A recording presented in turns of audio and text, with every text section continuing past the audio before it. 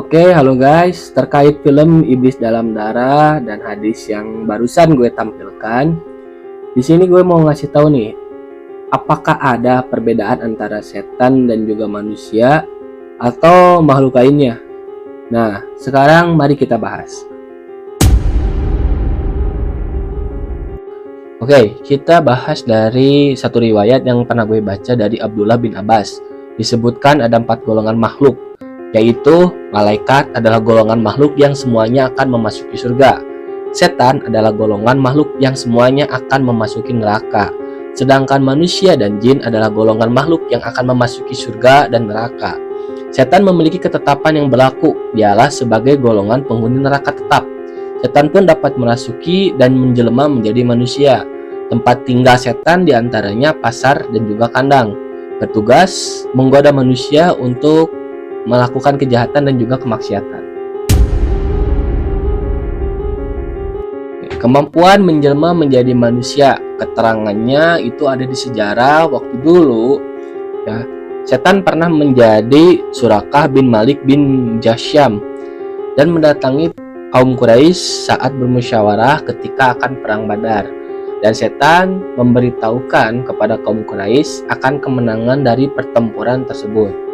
Namun itu hanyalah sebagai tipu daya setan dan kemenangan diraih oleh kaum muslimin. Dan ini adalah bukti setan bisa menyerupai manusia. Kita bahas masalah kemampuan merasuki. Sesuai dengan hadis riwayat Imam Bukhari yang gua tadi liatin di awal video, setan itu memang bisa merasuki manusia melalui aliran darah. Dan jangan salah, setan juga bisa menyentuh loh. Ada di ayat Al-Quran, yaitu disebutkan almas artinya menyentuh. Jadi mungkin saja hantu, demit, atau sosok yang kadang orang lihat atau bahkan pernah kita lihat adalah jelmaan setan yang berasal dari sugesti kita. Karena setan ini selain bisa merasuki dapat juga menyentuh. Jadi gue saranin jangan terlalu parno atau meyakini seperti lu datang di suatu tempat, mitosnya inilah, kejadiannya inilah, sosoknya seperti itulah yang dapat menimbulkan hal berbahaya. Jangankan di tempat seperti itu, di diri kita aja setan bisa masuk. Tinggal balik lagi ke diri kita, harus paham, tahu tempat, harus bertutur kata baik, saling menghargai, jangan terlalu parno dan selalu jaga perilaku.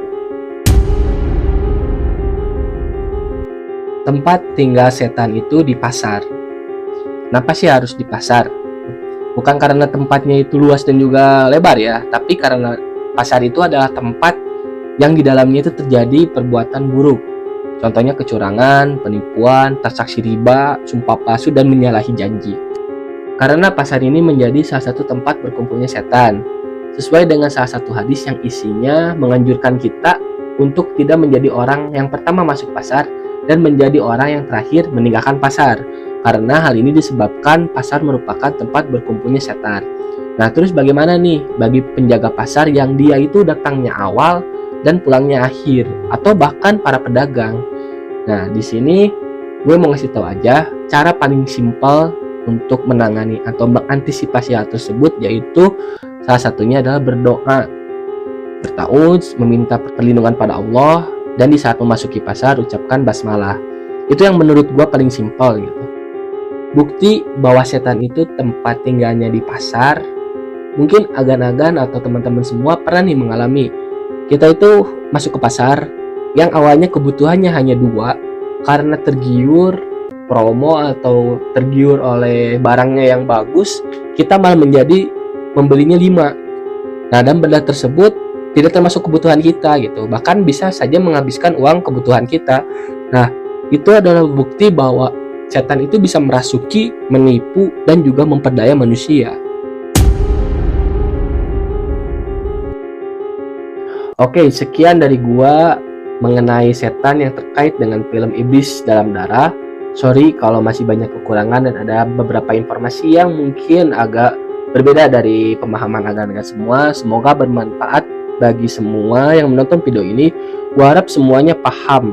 Like dan share video ini ke teman-teman maupun orang terdekat. Oke, hatur nuhun pisan. Terima kasih.